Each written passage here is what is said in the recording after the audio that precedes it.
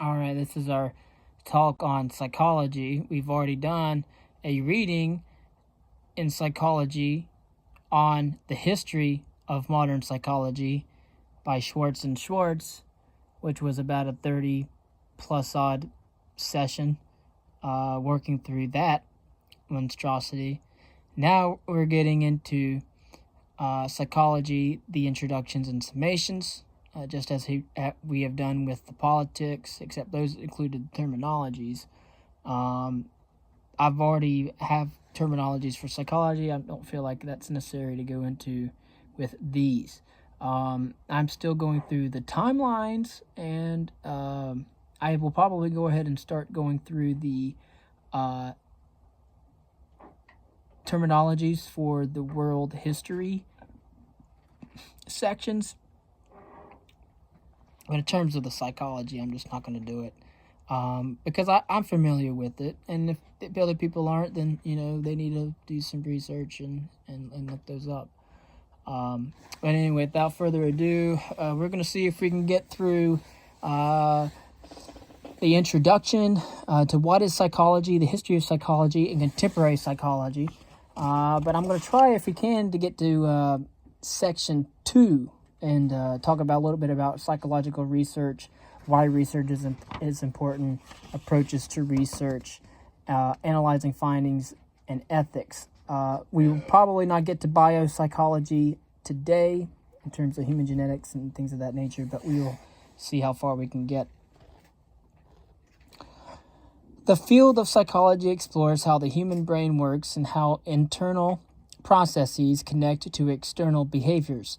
It seeks to understand experiences like those of Clive Wearing, a musician who lost the ability to form new memories but retained his musical skills, James Wannerton, who experiences synesthesia, associating tastes with sounds, a man by the name of John Nash, a brilliant mathematician diagnosed with schizophrenia, known for his delusions and portrayed in a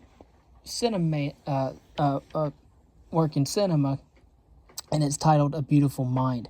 Psychology investigates the brain's role in shaping behavior, perception, and cognition. To summarize, what is psychology? Well, psychology is the scientific study of the mind and behavior, that of the brain. It helps students develop critical thinking skills and understand the scientific method, appreciate the complexity of human behavior. Concerning a history of psychology, psychology evolved from philosophy into a scientific discipline through key schools of thought. And of course, we had, even in ancient times, Aristotle and Plato were talking about the mind, and of course other pre-Socratic philosophers as well. Psychology, again, evolved from philosophy into a scientific discipline. It started about the time of Wundt in the middle of the 19th century, so usually around mid-19th century. Structuralism from Wundt in Germany broke down cognitive experiences into components using introspection. Then William James came along and said, no, it focuses on how mental activities help organisms adapt using both introspection and objective methods.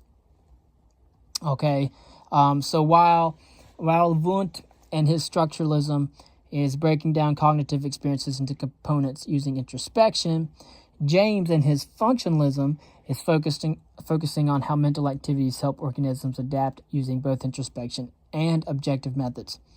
Then we have the psychoanalytic theory by Freud.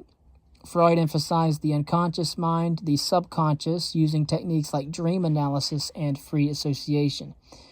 Wertheimer, Kafka, and Kohler took a holistic view of the experience, and it contributing to the study of sensation and perception. And we have also covered another text called Sensation and Perception in our psychology series, and that's Wertheimer and Kafka on Gestalt psychology.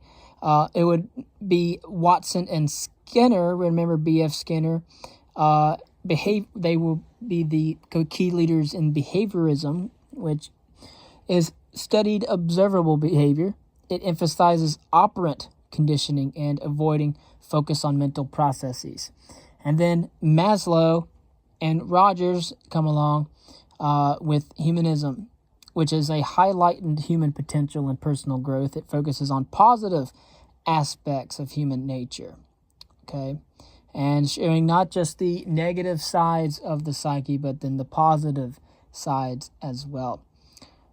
Then there's cognitive revolution, and that really was the 1950s on, and it focused, and psychology shifted to mental processes. It was influenced by advances in neuroscience and computer science as well, and emphasizing the role of cognition in behavior, and thus the cognitive psychology. Then there's contemporary psychology. Psychology is a diverse field with several major subdivisions. We have biological psychology, which studies the biological basis of behavior. Sensation and perception, which we've already covered, examines how sensory information is received and transformed into perceptions. And cognitive psychology, which we have briefly mentioned, explores the relationship between thought and behavior. Developmental psychology, of course, studies physical and cognitive changes across the human lifespan. Personality psychology focuses on individuals' unique patterns of behavior, thought, and emotion.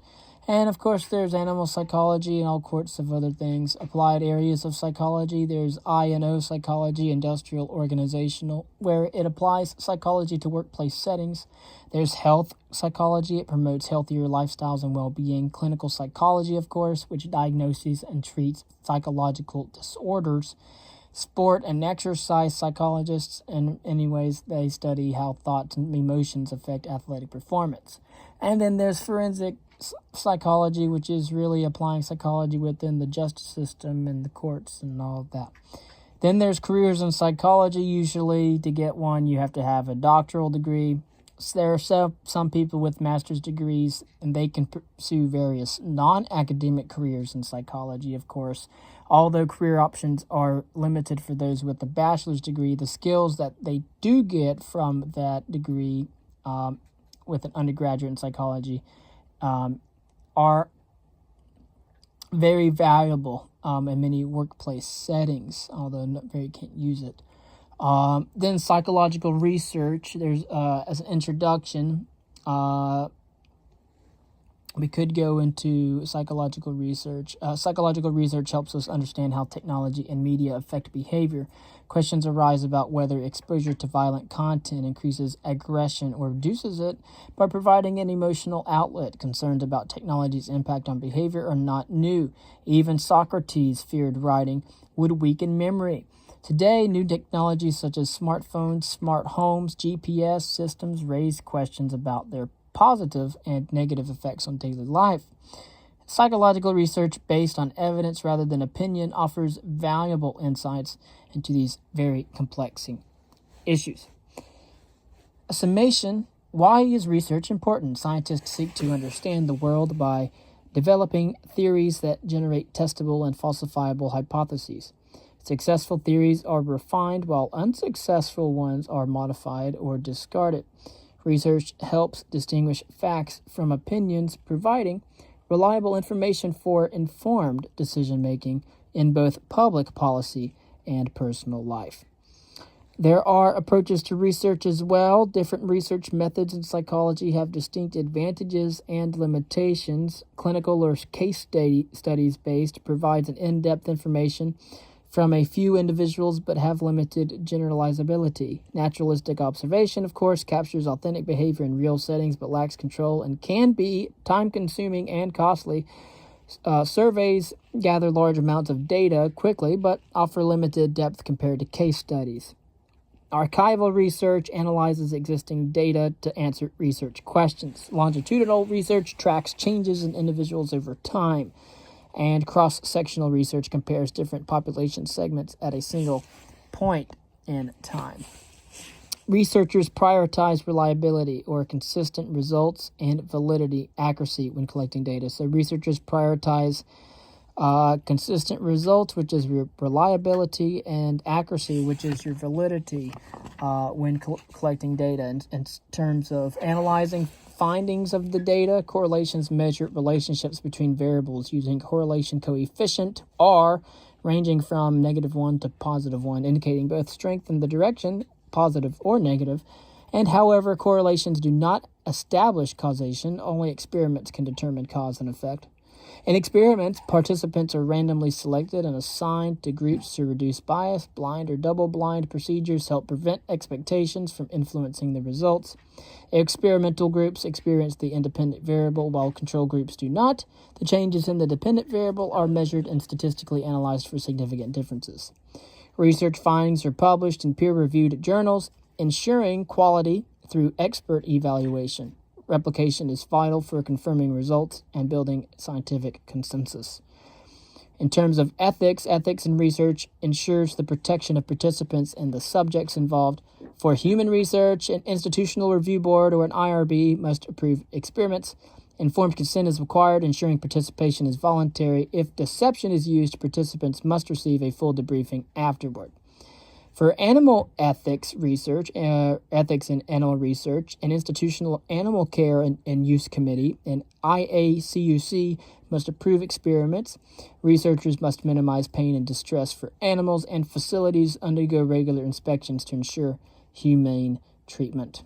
In the next video, we will cover biopsychology and get into the realm of human genetics, the nervous system, certain parts of that brain and the nervous system and the spinal cord, and then, of course, maybe getting into the endocrine system, and talking a little bit about the brain in the next section.